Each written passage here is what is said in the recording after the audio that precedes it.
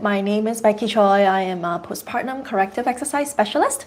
Probably you know that if you're on my channel. And I'm also a registered holistic nutrition and health coach. So I'm registered in Canada. But in today's sessions, I know many of you guys asking me about diastasis recti. Specifically today, I wanted to talk about the upper diastasis recti, the upper bulginess, like the flare ribs, all of that. And then and I got another questions about belly wrapping. So I wanted to talk about belly wrapping as well. So for those who are joining, if you do want to kind of do a workout session with me, if you have something around you, this is something that I would maybe want from you, like a strap, like a resistant band, and be a ball, and like I have a shoe box over there, and then maybe a yoga block. So then you can do some workout with me together. But if you don't have it, that's fine. I'm going to just talk about the flare ribs here, right? When we come to diastasis recti, a lot of people, they just focus on the belly button area, and then they would just measure this area by the fingers gap or by the depthness of it, right? So you might be going to the physio and it would put fingers like this. Oh, you have 3 fingers gap or 2 fingers or 1 finger. And then sometimes they don't even check the depth. So it is something that's very important for you just to know what your starting point is, especially if your goal is to heal it. But the definition of healing, how do you know it's healing? When you don't know what your starting point is, right? So lie down, lift your head up, put your hands in. Today, I'm not going to go into that just to measure. There's a lot of video on my YouTube channel to talk about that, but it is easy. But not only do you want to measure the belly button diastasis recti, you do also want to measure the upper diastasis recti. So what I recommend is to put 3 finger about this distance. So the top finger, which is right here, this is where you wanted to measure the diastasis recti to see if there is a gap and a depth. So it's the same method of measuring it, just lying down, curl your head up, and then put your finger to see if you can feel a gap. A lot of the people, maybe not a lot, but I would say half of my clients, they would feel some sort of a diastasis recti up there. And for a few people, for a few moms that like on a regular basis that I help, they would have a wider upper diastasis recti, maybe as wide as the belly button. Usually the belly button is the worst, but up here, right, again, 3 fingers, and then you can measure this right here, this distance here. Usually maybe 2 fingers. Sometimes I've seen 3 fingers up here. Usually it doesn't really go past that. And then also the depthness of it, if you look at this way, if you point it inside, like how deep can it sink in the finger, right? You don't want to do it like this. This is not possible for you to sink in the fingers in here, but you will do it lying on the floor, right? Now, just so, because I'm onto this topic about measuring. So again, same thing. If you wanted to measure your lower diastasis recti, right, to see if you have a lower diastasis recti, put the 3 fingers below that belly button. So the last finger right here, you will want to check if there's a diastasis recti.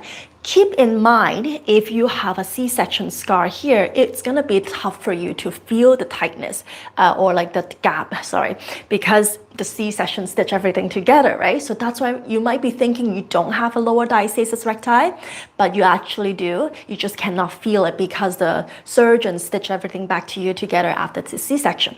Now, I'm not talking about the lower diastasis recti today, then this session will go too long, but I do want to talk about the upper diastasis recti up here, right? Now, this has largely due to the ribs angle of how your ribs are flaring out, if your ribs are flaring out at all. So if I am putting my fingers in, so usually you would want to put a pen and then draw a mark. So like if I'm lying down, I would be drawing the line of the ribs to see where the angle is.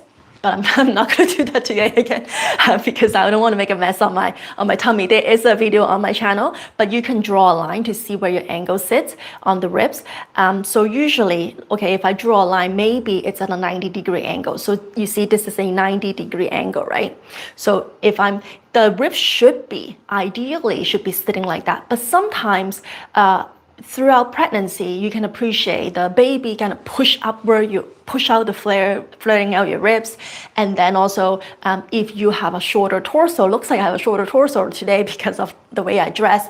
But like if, yes, for somebody who has like really short torso, usually moms who are on a shorter side, maybe under 5 feet, 5'1", like those moms, those are types of moms that I actually see more upper diastasis recti.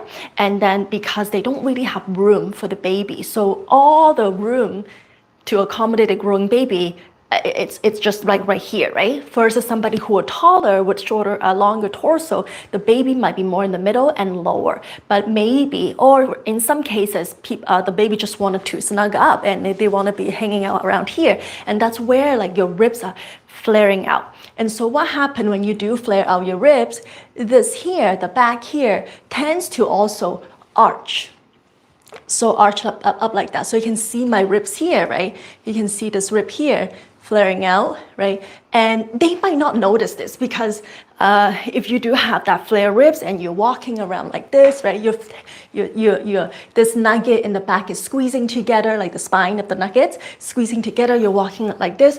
You see my ribs are widening, right? Widening even more, pulling this 3 fingers gap up here, like a 3 fingers distance up here, the upper diastasis recti even more, versus somebody with the ribs down and in with the 90-degree angle. This is where a normal angle should be when you do have a normal ribs without flaring. So this is the reason why posture, right? Posture, the way the way you nugget your spine, right? Being able to move your spine more fluidly would be really important. Be paying attention to your posture throughout the day. But also, okay, how can we bring this ribs down and in together? How can we just, besides just paying attention to my posture, maybe doing some stretching and all of that, okay, how can we bring this down and in together? And that's where I kind of wanted to do some exercises with you today on that to help you to bring it in. But so far, do you have any questions? I know you have this, about 6 of you on the live here, so I wanted to see, if you have any follow-up questions on that. So that would be good. I'm just gonna take a sip of coffee.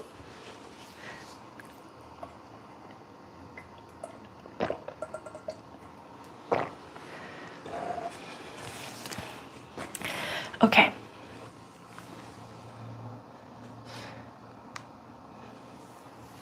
Okay, so I'm gonna keep going. So now with the rib flares, what are we gonna do?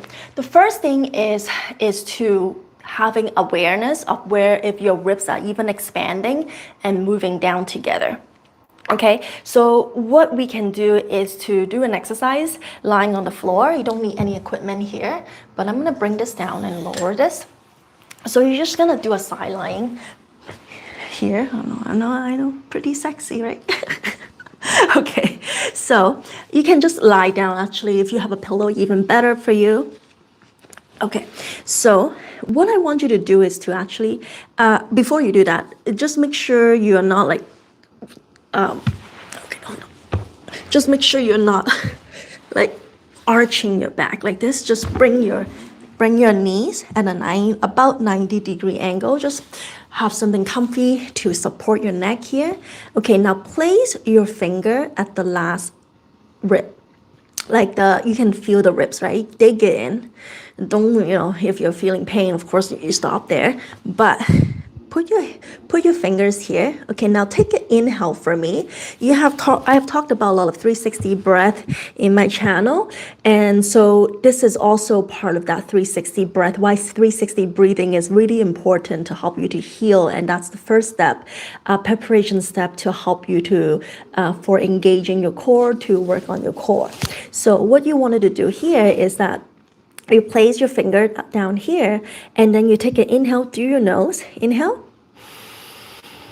Now, can you feel that breath is pushing my finger out of the ribs? Okay, try again. Inhale. Like, can you feel that finger is like, okay, there's air filling up this area. It's pushing my fingers out. Okay, when you inhale through your nose, your chest, your belly, your back, and your side are expanding at the same time, meaning that breath sending in is all around the body. That's why it's called a 360 breath. Some people also call it diaphragmatic breathing, which is really where it is, because the diaphragm is all around, right? It's attached to the all around is right here. So you really wanted to send the diaphragm down, expand, lengthen your pelvic floor. But what we're just feeling here, I just want you to pay attention, because when you focus on something, it will click. So pay attention to the side of your ribs here. Inhale. Can you feel that finger popping out, like coming out? Now here, I want you to put your palm down here, like just feeling the ribs here. You're not pressing onto it. You just want you to feel, okay, your ribs are right here. Okay, so when you inhale, can you also feel that whole side of the ribs are expanding? Okay, try again. Now on the exhale right now, I just want you to let go and feel that ribs are also coming down with you. Maybe you might not feel it so. It's a very subtle move because we're not actively using the ribs yet. And I'm going to show you in just a moment how we do that. Inhale. Exhale. Can you feel that rising up motion of the ribs and then coming down as you exhale? Inhale. And then exhale. Can you feel that? Now this side, which is my right side, might be harder to feel than my left side. So why don't we go on to the other side? And then we're gonna do the same thing. Okay, maybe I would just give you a little bit of a different angle this time. Okay, I'm gonna put my ribs right here, fingers right here again. So inhale. Can you feel that fingers kind of coming out, popping out? Inhale. Okay, good. Okay, now put the whole palm on the ribs here. Inhale. Exhale. Can you feel the ribs coming down, like going to the floor when you exhale? Inhale. Rising up, right? Exhale. Okay, now I want you to just note the difference to see if there's any difference in terms of the left side and the right side, which side might be feeling it's stuck. So some people would have that feeling of like, oh, it feels stuck. I'm not feeling the ribs are moving with me. I am, it's not really moving. So that will take some time. Oftentimes you will think that, oh, I just need to do this exercises like 10 times and you will feel it.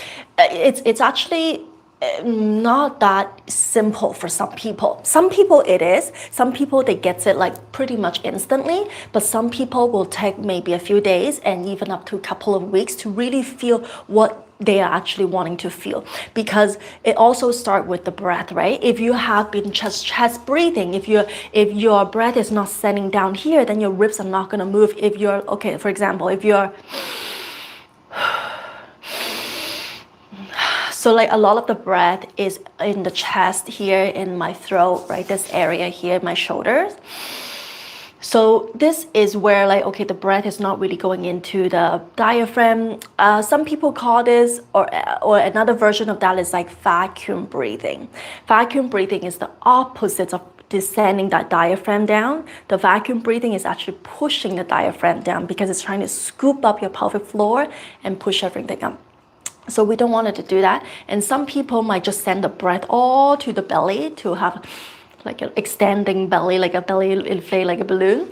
And then so that will kind of skip that ribs part. And that's why we want to do it sidelinely. So then you can feel the breath going into the side and then coming down. Now, here is what I really want you to do as you're practicing that breath here. And I'm going to go down to lie down on the floor again. But on the exhale now, remember earlier I say, okay, don't do anything yet. Just like allow your ribs to come down and see how you're feeling. But on the exhale now, I want you to be more intentions with the exhale. So now on the exhale, I want you to say the sound ha, H-A. Okay, it's like you're sighing, oh, it's a long day, like that. So, but much, much, much slower when you do that on the exhale together. So inhale first and then exhale. So imagine, not imagine, you can do this with me here. So like, ideally you don't want it to just do it sitting yet, because if you're already feeling it's quite difficult for you to feel the ribs, definitely do it on the floor. But I just want you to just practice with you first, right before I lie down. But like on the exhale would be ha. So inhale, right, the expansion, and then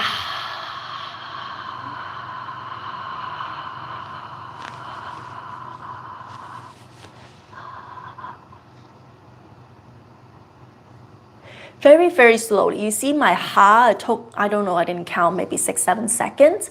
So it's a really, really slow ha. This will allow the ribs to really pressing onto your lungs here, right? This is your lungs here, like allowing the ribs to come down. So when you inhale again, like when you ha, and all the way, the ribs are tight and nicely and at a 90-degree angle now. Now you inhale, would expand, and then okay, so I'm gonna do that with you on the floor.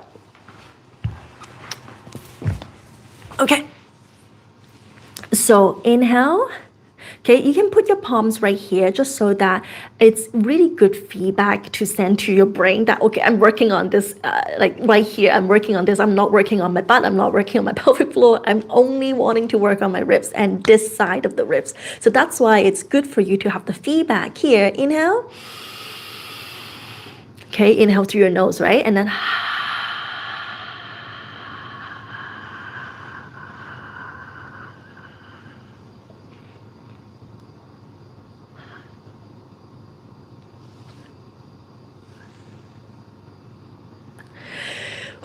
so that was a really, really slow, and I literally had every ounce of breath that I have in my lungs until I couldn't do it anymore. I'm like, I'm gonna choke. So like, you saw I was gasping at the end. So that's where I really want you to feel. When you feel it, you should be feeling, oh wow, I actually find it. Like I have muscles. I'm actually able to feel the ribs. And there's a difference when you're inhaling to the side and exhaling. Now, if you have that flare ribs like I was talking about, and that's why we're working on this to help you with the upper diastasis recti or with the flare ribs, okay, right? So we definitely have a lot of rooms to help it to bring it down and toward the middle, toward just like right now the ribs are like tilted. It should be more like this angle, right? Right now it's like flare out. So for some people, it's very obvious because they can see the ribs are just popping out. You don't see it on me because it's hard. You don't see it on me, so I can't really show you. And so, but for some people who have that flare ribs, so now you can really find it and then bring it in. And you can actually help yourself by curling up a bit so that you're in that position to help the ribs to go even in more, right? When you're in this position, right, bring your knees upper, and then rounding your upper back, not necessarily like rounding like your turtleneck like that, but like rounding your upper back, and then to help you. So try again with me in here. Inhale, exhale.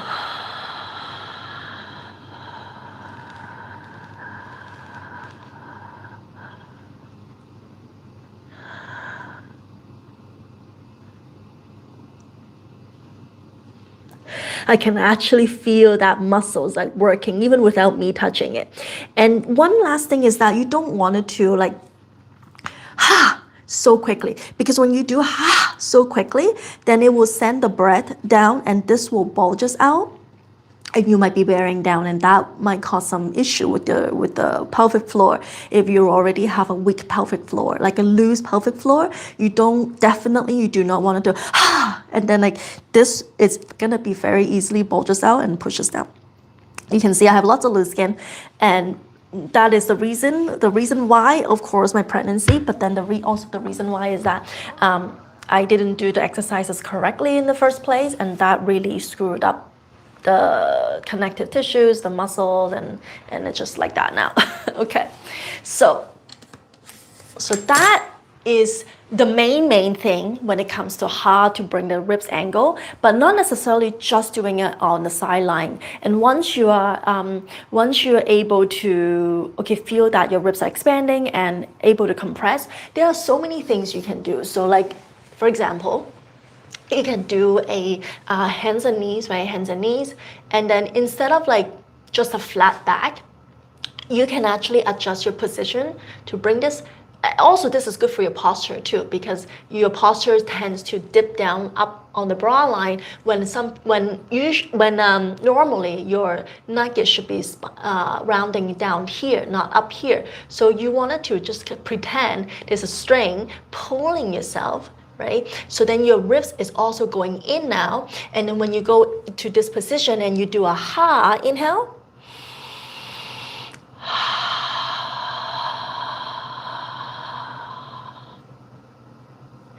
you can feel so much more, because now you're in even better position for you, because this is where you can manipulate your spine so that it's not dipping like this, or it's not what do I see? Oh yeah. So usually maybe like rounding too much here and but it's still arching up here. I cannot get into that position. But some people, I've seen it, it's like that. Maybe they have a posterior pelvic tilt, right? And then they still, and then they have like a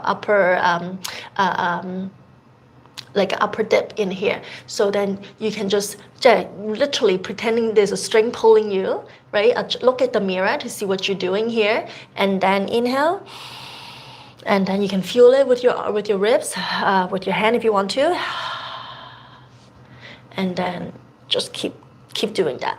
Now, last thing I wanted to show you, again, like you can do this like that. You can, there's another one that is 90-90. Maybe I can quickly show you what that means is 90-90. Because 90-90, this is my kids' son playroom / my workout room. So that's why you see toys and gymnastic bar there. Okay, so now I have a wall here, and I'm gonna put my foot on the wall, and then it's gonna be similar too. So, because the reason, this is called 90-90. The reason why I'm gonna put my foot on the wall is to help you to relieve the hip flexor, and also the hamstring that stretches you, that is pulling your back and the front. So with your foot on the wall, it's gonna help take away that away from the equation, so you don't have to think about your lower body.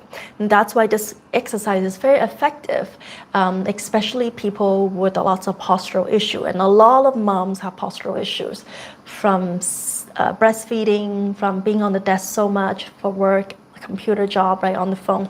So now go on to the side, put your feet on the wall, right, at a 90-degree angle. So not like this and not like this, just 90-degree angle. Okay, now one thing I want you to keep in mind is to have your back touching on the floor.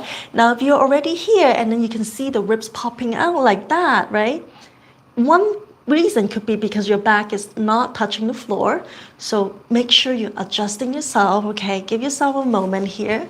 Make sure you're adjusting yourself, and then see if you can, see without doing any exercises, if you can bring the ribs kind of down and in. Now, if you're like, Becky, there's no way that I can get into this position without my back being like this. So I've seen this in people with scoliosis, right? And people who have just really, really bad upper hunch. You will want to put pillow underneath your shoulders and your head, 2 or 3 pillows, so that you can get into these positions, okay? One pillow popper usually don't do that if you have that kind of bad position, posture, I mean.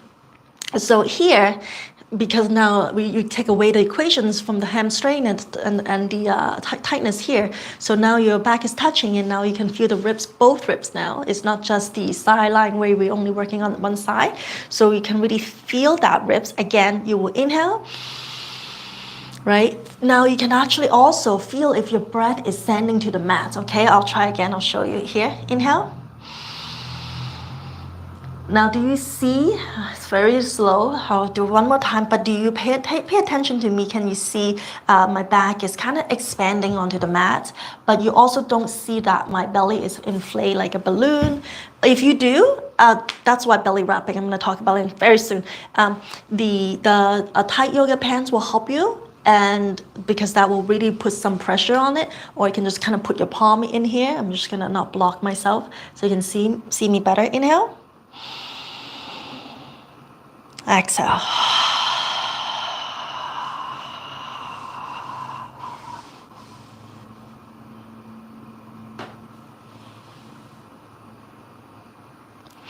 Okay, so that's also something you can definitely do at home. So this will work on both sides of the flare ribs and into that posture where, okay, it's very good for you to not have to rely on the back.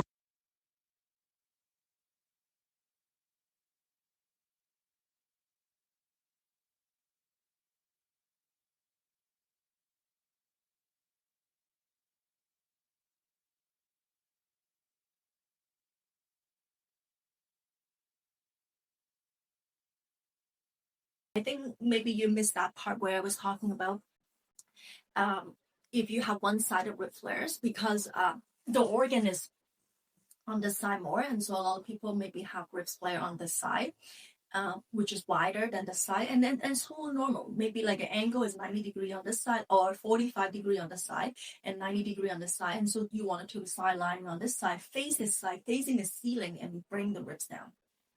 So you can work on that, this side facing the ceiling more, the side lying toward that side. But if you have both sides that are kind of flared, then the 90-90 on the wall is actually quite useful so that you can work on both sides together. Can you still hear me okay? I'm so sorry.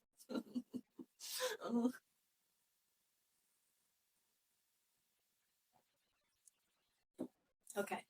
All right. Okay. I actually did wanted to just show you, you know how I say that we need a ball in the beginning? I don't think I have enough time for that, and maybe a resistant band.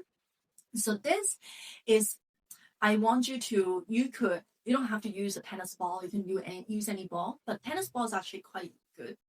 You can use a massage chair if you have a massage chair at home. Just the idea is really to help you to release tightness, especially around here, right? You would do it on the wall, like, okay, I'll push it. So you will put it on the wall here, and you sit off, and then you move. You know, like the bear. I don't know if you have black bear in the area, but the black bear likes to do like that, and they dance on the tree. You should literally do the same thing. So you're okay. Say you're putting. I put it around here, and then I just roll it right on the wall. So wherever you feel that there's tightness, here or there, whichever, this will help you to release the knots on the back, so that the rib flares can help go into. Because sometimes it's not the ribs flare or the ribs is not listening to you, but it's also how tight your back is.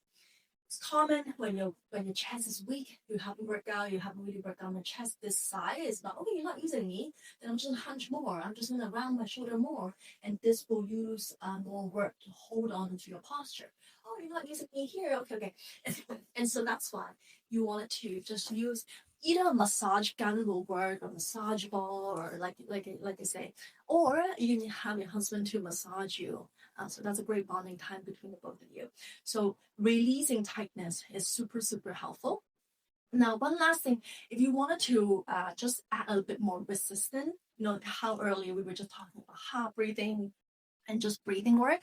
But if you wanted to add a little bit more resistance to it, because essentially the ribs flare is attached to your external obliques.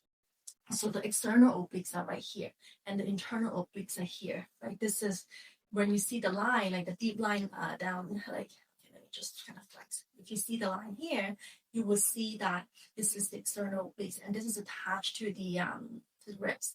The internal obliques are where your lower core, lower abdomen. So this is where when people do more lower leg exercises, or like when people do leg lift, heel slide, right? Those kind of traditional diastasis recti exercises, they're really working on the lower part of the body, which is the lower bulge or lower this part, right? But if you do want to work on the ribs, you need to work on the external obliques. So using a resistant band could be helpful. So this is a one-sided resistant band. You can attach it to a door. You can attach it to something that doesn't move a little bit higher up. So pretend I'm just attaching. You can just use it with your hand. Now there are different intensity with the resistant band, and just use one that is kind of suitable for you where you're at.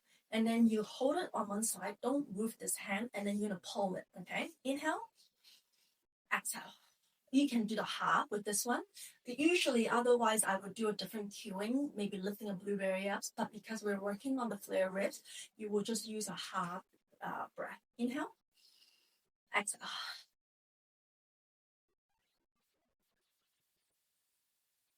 Now hold it there, right? Ha, and between nothing, hold it there, right? So you really feel that this side, the ribs and the muscles up here is really trying to bring it in and down. For some people, though, you will have to be careful. If it's really too much for you, you will find that the whole side is swishing in, right? But then this thing bulges out. It happens to me, like early, right? In the first 2 years, even. Inhale, exhale.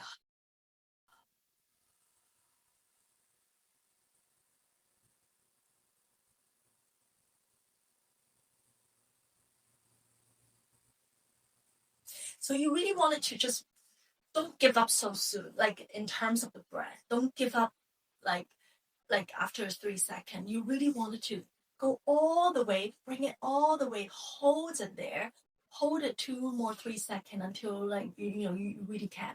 And this is where the magic will happen. It really holds the ribs in place before you let go, right? And think about this, if you're doing this exercise 6 to 8 times, maybe you do it 2-3 rounds. It's not really a lot of time in your day. And then, but the rest of the day, your ribs will continue to flare out. This is a little bit of a tug of war, but that's why working on the posture, having awareness throughout the day is important. And that will lead me into belly wrapping. Okay, so I know a lot of questions about belly wrapping and what is good and which one and all of that. If you have it on my channel, you know which one I will recommend, and I'm going to show it to you. And I wanted to just show you the differences on like other types of reps and why they might not be as good. Because I did, I mean,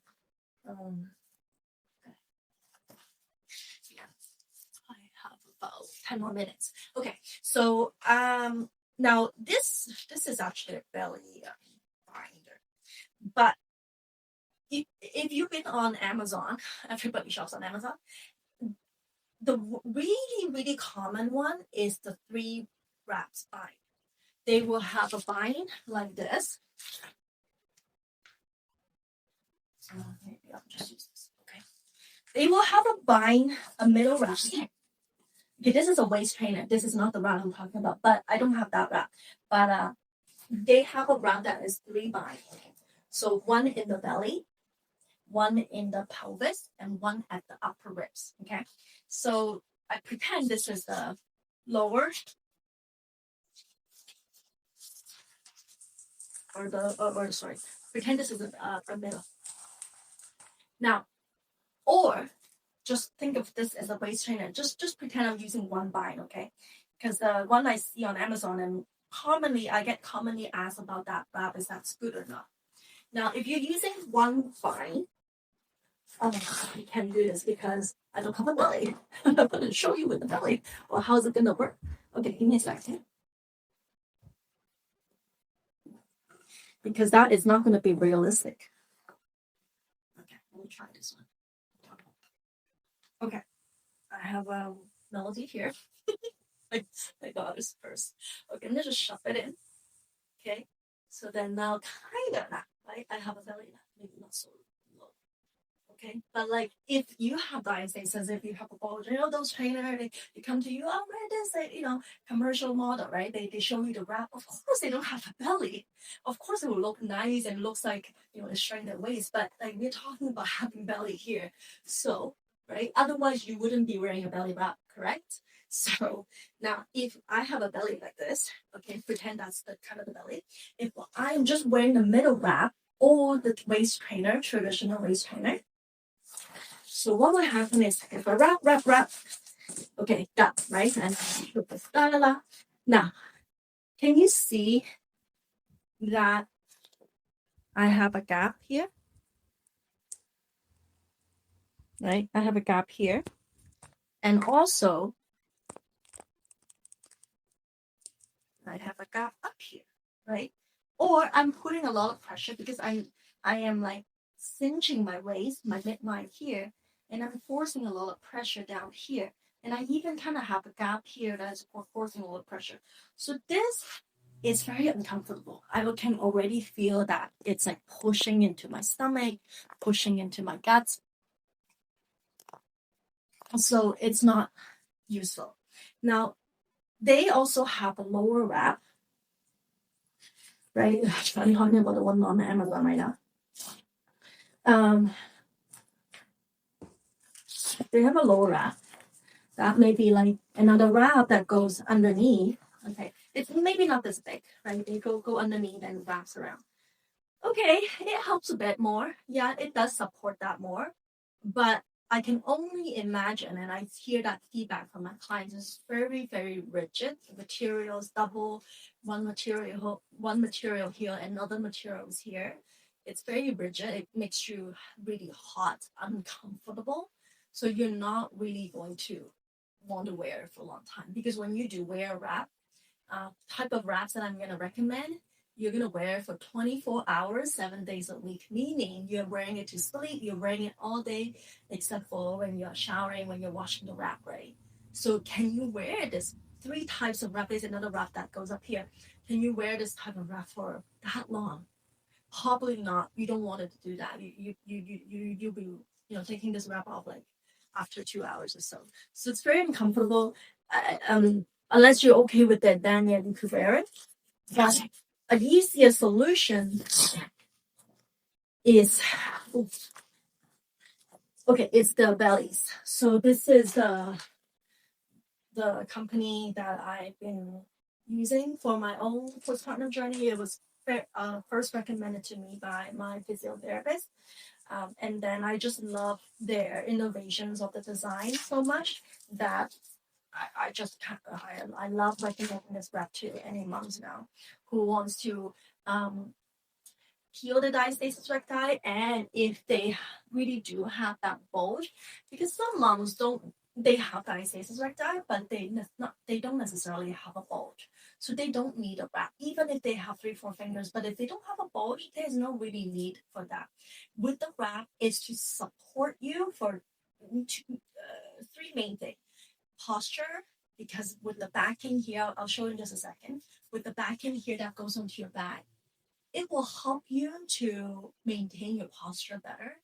You will have less back pain. The second reason is to help manage your core pressure. With the wrap or with the other wraps that I was showing you, well, the other wraps, I don't want to say for them because sometimes it might be causing too much pressure. But with this wrap, it's going to wrap around, hug your body, and then if you have bulging belly that pushes out to the front, it will hug you, right? And then you can have more breath sending into the side, sending it into your back, sending it to your side, and sending it to your back. So this will help you to distribute your core pressure more evenly. Instead of just when you're breathing, when you're standing, we have pressure excess in our core. And without the belly wrap, it's like a wall. There's a wall there. Okay, that pressure cannot just go into the front. But without a wall, this part is the weakest part of your abdomen, correct? Because you have spine in the back, you do have the obliques muscles, and they are not as stretched as the front of the muscles, right? So when you don't have anything there, or like don't have a wrap there, that pressure will just keep pushing to the front. So that's why yoga pant works similar purposes, is to help to kind of hold everything in place. But with the wrap, it will help even more. So the last benefits, I think I said 3 benefits, is to help is to be able to use your core and feel for your core more efficiently when you do have a wrap. So I'm gonna place the back knee like this, right? And I do wanted to bring it down to pretty low here, maybe just above the knot, the knot. And then crisscross, because you cannot hear me, so I'm going to speak a little louder. So crisscross, right? And then I'm going to bring it over and then attach it to the back, okay? And it's so this way, you know how earlier I was showing you that wraps earlier, like, oh, it's putting a little pressure down unless you wrap the lower wrap. So this wrap, because it's a forced wrap design, and my bulge is up here, right? You can still see my bulge. I'm going to show you. So I can just support the pelvis, and then I am going to slide this up, right? I'm still going to wrap everything, right? I'm going to slide this up, and now I can actually wrap the whole body, the whole abdomen. And if you do have flare ribs, you can actually use this wrap to maneuver and also just manipulate that area a little bit more, just depending on how you strap it. And you can see it took me like 5 seconds to strap it. You can actually help to bring the ribs coming in closer together. But this wrap, I wouldn't say it will help too much with the upper flare ribs. It's more about the middle of the abdomen. That's where most people have trouble with anyways. It's the middle of the abdomen where it's pushing out a lot.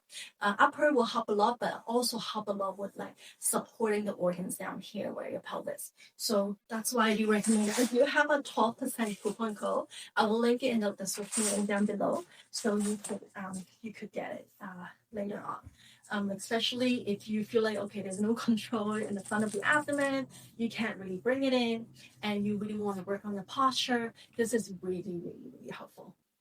Okay, melody out. I think that's about it. That's all I wanted to talk about today. Let me know if you have any questions.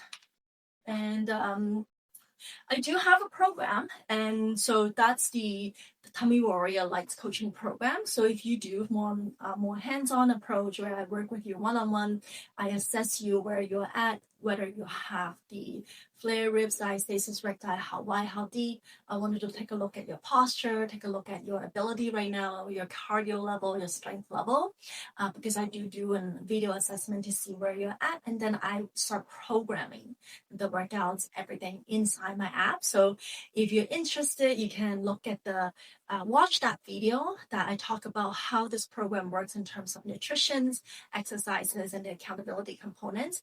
And then you can learn more about it, and then you can actually sign up to work with me, and then we can get you to in great shape and also have that confidence back. I know as a mom, we lose all our confidence after a while, and having a good health, not just about the body, but having good health inside and outside, mentally and physically, it's going to be so it will feel like a night and day difference for you, because I was in your shoes when I was not looking good and want to see the mirror. Every time I watched pass by the mirror, I just kind of ignore it because I didn't really want to see myself in there, and that really did not feel good. So yes, I will link all the things down in the description below. Thank you so much for joining me today.